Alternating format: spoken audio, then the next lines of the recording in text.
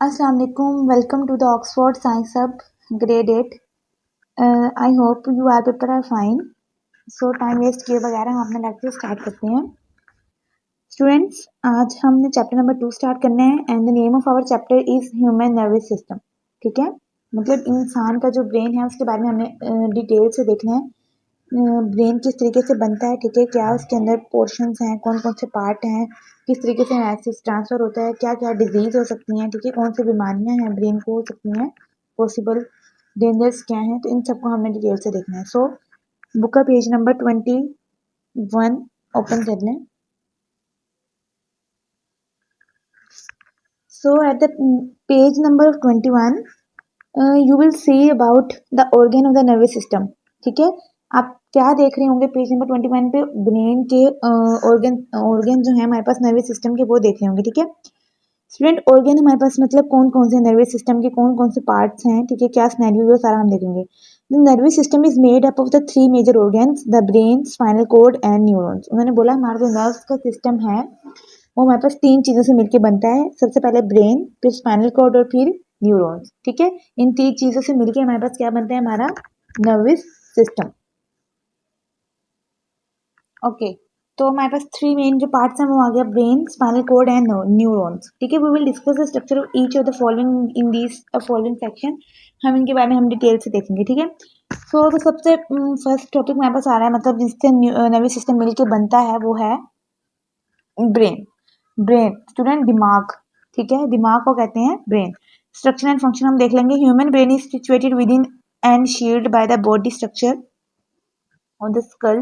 उन्होंने बोला इंसानों का जो दिमाग होता है वो किस चीज़ के अंदर, खोपड़ी के अंदर जो है, यानी कि स्कल के अंदर जो है वो हिफाजत बाहिफाजत पड़ा होता है। ठीक है, शील्ड कहते हैं हिफाजत के तौर पे। ठीक है, it consist of A nerves tissue that contain trillions of neurons. मैंने बोला इसके अंदर बहुत सारे नर्व्स टिश्यूज होते हैं जिनके अंदर हमारे पास बहुत सारे न्यूरॉन्स होते हैं। ठीक है, मतलब एक स्कल है, ठीक है, उसके अंदर हमारे पास ब्रेन पड़ा हुआ है, ब्रेन के अंदर बहुत सारे न्यूरॉन्स हैं और न्यूरॉन्स हमारे पास किससे बन के मिलके बनते हैं, नर्व सेल से। ठीक है, फिर आगे उन्होंने बताया हुआ information and coordinate within the body through hormones, special chemicals and within the environment sense organ. It has a distinctive region cerebrum, cerebellum and a brain stem. ठीक है, अभी उन्होंने ब्रेन के पार्ट्स बताए हैं। ठीक है, सबसे पहले हमने बताया नर्वस सिस्टम के हमारे पास पार्ट्स हैं। नर्वस सिस्टम के 3 पार्ट्स हैं, ब्रेन, स्पाइनल कॉर्ड और neurons.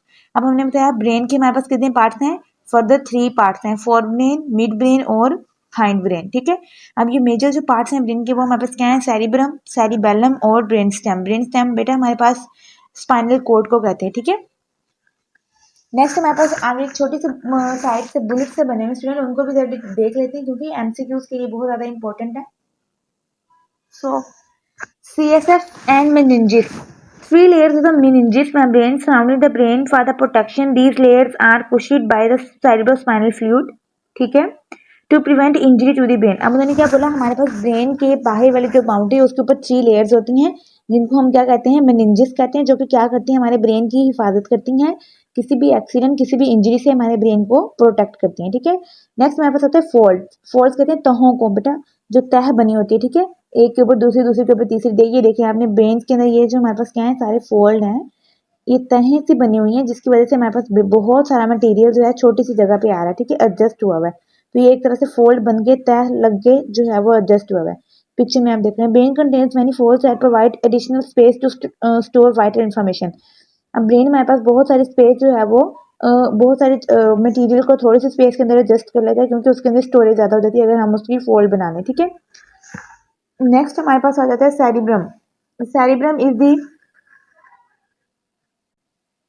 Cerebrum is the largest and the wrinkled part of the brain. The cerebrum controls various functions including thoughts, intellectual, voluntary muscles, movements, sensory process like hearing, smelling, seeing, memory and learning.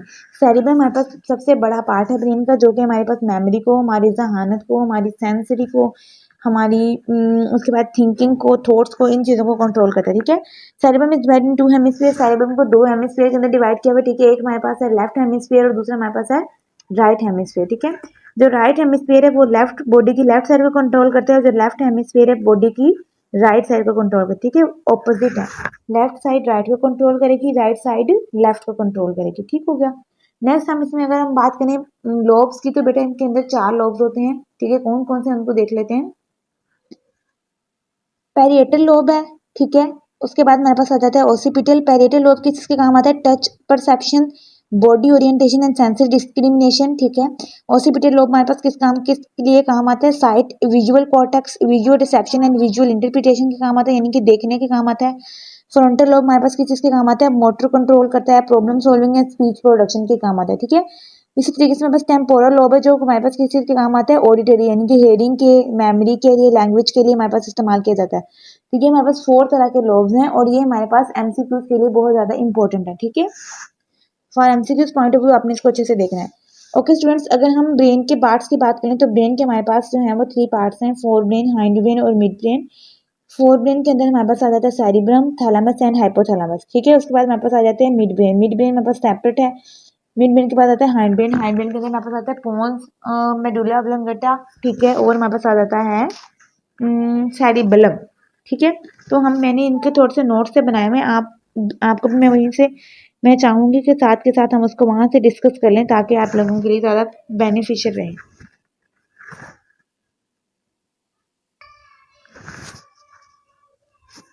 Okay students, अगर हम brain की बात करें तो brain के हमारे पास 3 parts है, fore brain, mid brain और हाइंड ब्रेन, ठीक है। फोर ब्रेन के आगे 3 पार्ट्स हैं, ठीक है। अब वो कौन कौन से पार्ट्स हैं हम उनको अच्छे से देख लेते हैं, फिर इसके बाद हम मिड ब्रेन के पार्ट्स, मिड ब्रेन को देखेंगे, उसके बाद हम हाइंड ब्रेन को देखेंगे।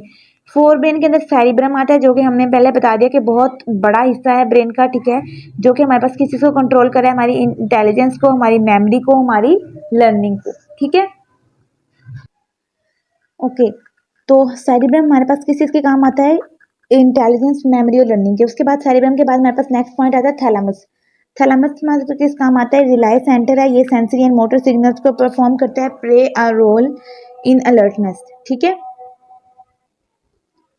मतलब ये हमें सिग्नल्स पर प्रोवाइड करते हैं और एक्टिव रहते हैं, ठीक है, किसी भी चीज़ के बारे में फौरी जो है अलर्ट करता है।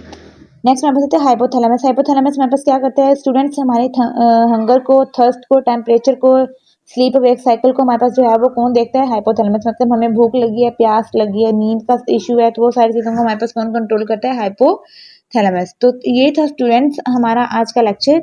उम्मीद है आपको समझ आ गया होगा। इंशाल्लाह नेक्स्ट हम मिड ब्रेन और हाइंड ब्रेन डिस्कस करेंगे, ठीक है। और ये जो ब्रेन के पार्ट्स हैं इनको डिटेल से देखेंगे, ठीक है।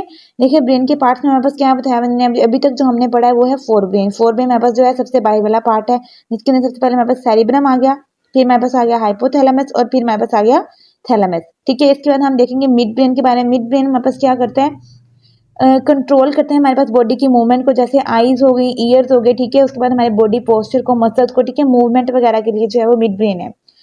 नेक्स्ट अगर हम देखें हाइंड ब्रेन को, तो हाइंड ब्रेन हमारे पास उन्होंने क्या बताया हुआ है? हाइंड ब्रेन के अंदर हमारे पास आ जाती है बॉडी के बैलेंस को और पोस्चर को देखते हैं, मतलब फिजिकली हम सेट खड़े हैं, स्टेबल हैं या नहीं, तो वो हमारे पास कौन देखते हैं? हाइंड ब्रेन, ठीक है। नेक्स्ट हमारे पास आते हैं पोन्स। पोन्स हमारे पास अभी हाइंड ब्रेन के अंदर सबसे पहले सेरिबेलम आता है, फिर पोन्स आते हैं और फिर हमारे पास आता है मेडुला ऑब्लोंगेटा। अब जो पोन्स हैं वो हमारे पास क्या करते हैं? बॉडी को सिग्नल्स पहुंचाते हैं, ठीक है। उसके बाद हमारे पास किस चीज़ को कंट्रोल करते हैं? हमारे ब्रीथिंग को, फेशियल एक्सप्रेशन को, हमें गुस्सा आ रहा है, ठीक है, हम सैड हैं या कोई भी हमारे पास कोई इशू है तो हमारे पास कौन कंट्रोल करेगा? पोन्स, ठीक है। नेक्स्ट मेरे पास आता है last but not the least medulla oblongata. Medulla oblongata हमारे पास क्या करता है बच्चों?